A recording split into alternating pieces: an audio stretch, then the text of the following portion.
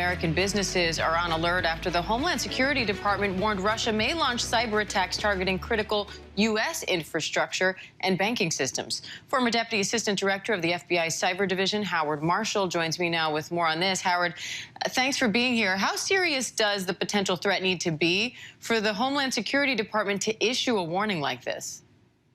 Yeah, good morning, Diane. Thank you for having me. Obviously, I think what your viewers need to understand is while, Russia and Ukraine are a long way away from the United States, cyber attacks and cyber activity is really border agnostic.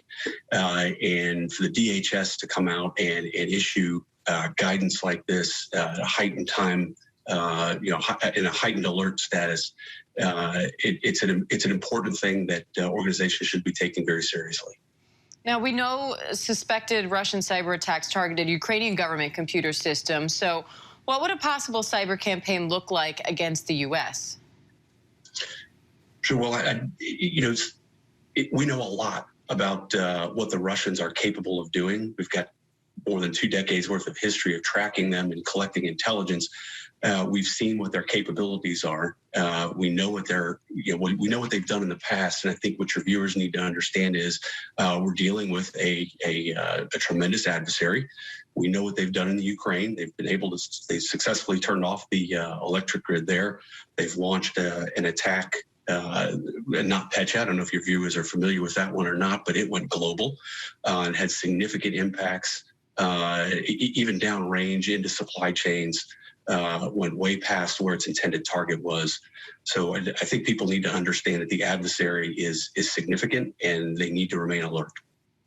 Now, here in America, critical infrastructure like electrical grids, even transportation, certain other aspects are run largely by the private sector. So does that make them more or less vulnerable?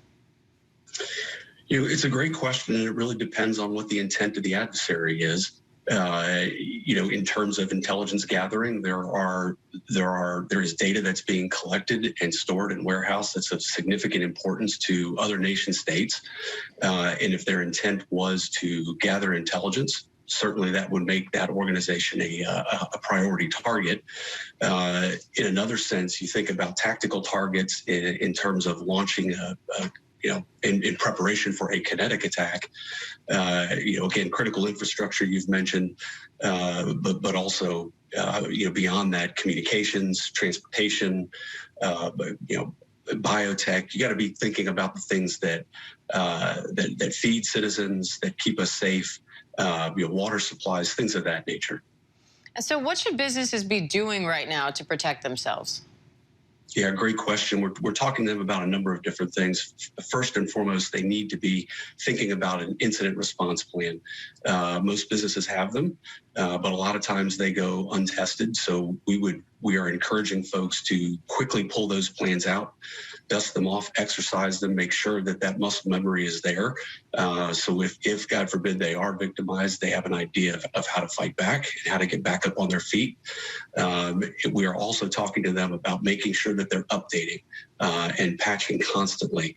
Lastly, we want to make sure that they've got off-site storage and backups, and that they're able to, again, if they're victimized, that they're able to get back into business as quickly as possible and serve the consuming public. And Howard, that's what businesses themselves can do. Is there more that you think the government should be doing?